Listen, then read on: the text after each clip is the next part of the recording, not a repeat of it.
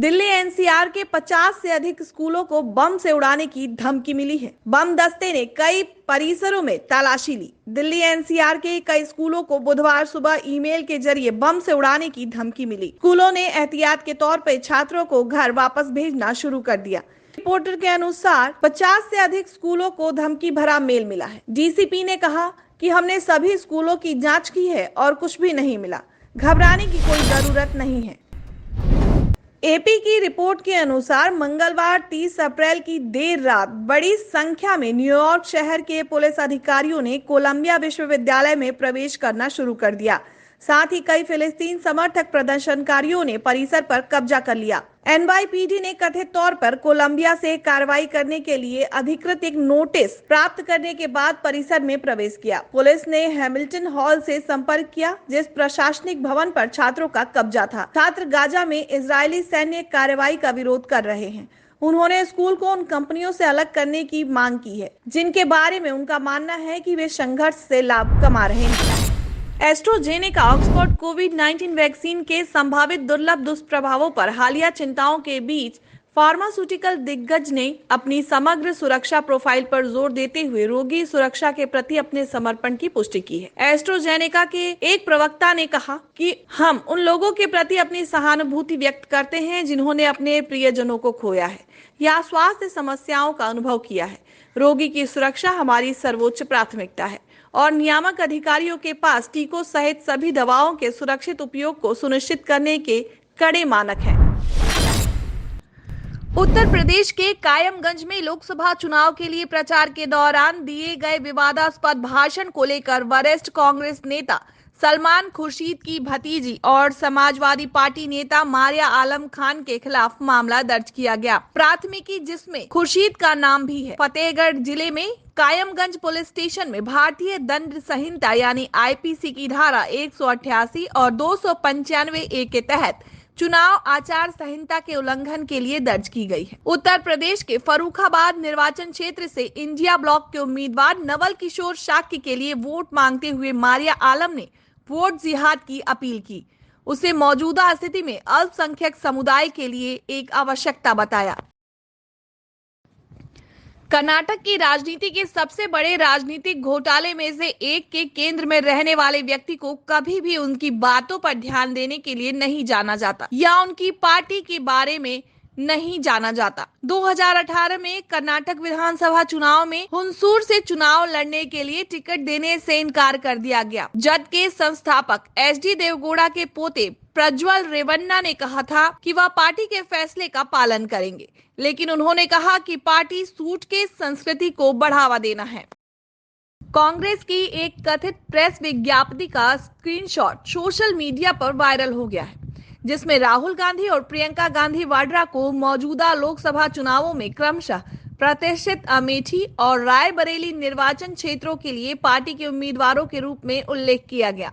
कुछ अन्य यूजर्स ने दावा किया कि राहुल गांधी रायबरेली से चुनाव लड़ेंगे, जबकि पार्टी ने प्रियंका गांधी को अमेठी से मैदान में उतारा है।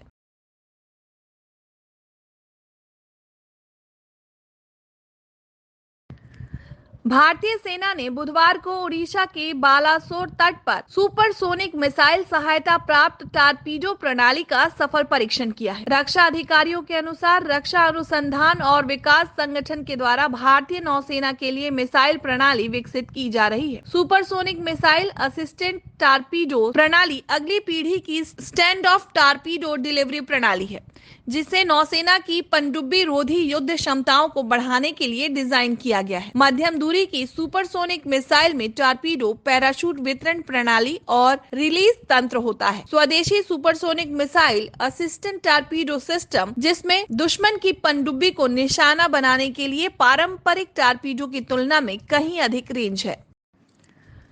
भाजपा के दावों को सही ठहराते हुए राजनीतिक रणनीतिकार प्रशांत किशोर ने कहा कि सत्तारूढ़ पार्टी दक्षिण और पूर्वी भारत में अपनी सीटों और वोट शेयर में उल्लेखनीय वृद्धि करेगी। कर्नाटक को छोड़कर इन दो क्षेत्रों में जहां इसकी पकड़ कमजोर से अस्तित्वहीन है, पीटीआई किशोर ने ये भी कहा कि भाजपा के स्पष्ट प्रभुत्व के बावजूद न तो पार्टी और न ही प्रधानमंत्री नरेंद्र मोदी अजेय हैं।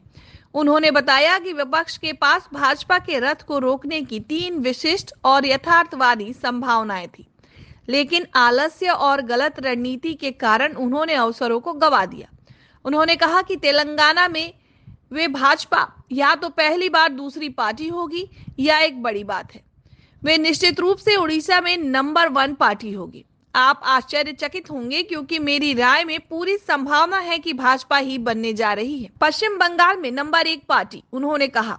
तमिल में उन्होंने कहा कि बीजेपी का वोट शेयर दोहरे अंक में पहुंच सकता है।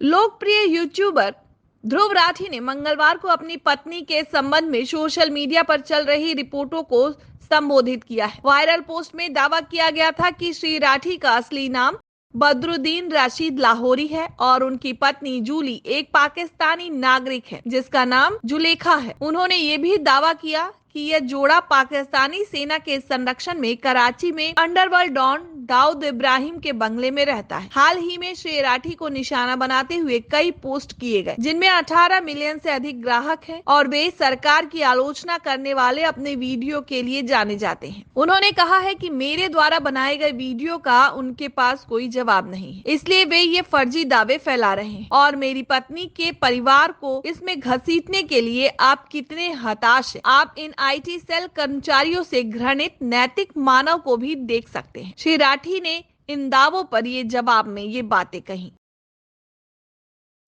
दिल्ली के मंत्री सौरभ भारद्वाज ने आप सांसद राघव चड्ढा की चुनाव प्रचार से अनुपस्थिति पर एक अपडेट साझा किया है और कहा कि वह आंख की सर्जरी के लिए यूके में है। श्री भारद्वाज ने कहा कि राघव अपनी आंखों में परेशानी के बाद इलाज कराने के लिए ब्रिटेन में है। मुझे बताया गया यह कि काफी गंभीर मामला है और अगर समय पर इलाज नहीं दिया जाता तो अंधापन होने की संभावना हो सकती है। मंत्री ने कहा कि मैं उनके शीघ्र स्वस्थ होने की कामना करता हूं और जैसे ही वह ठीक होंगे वह वापस भारत आएंगे और पार्टी के अभियान में शामिल हो जाएंगे।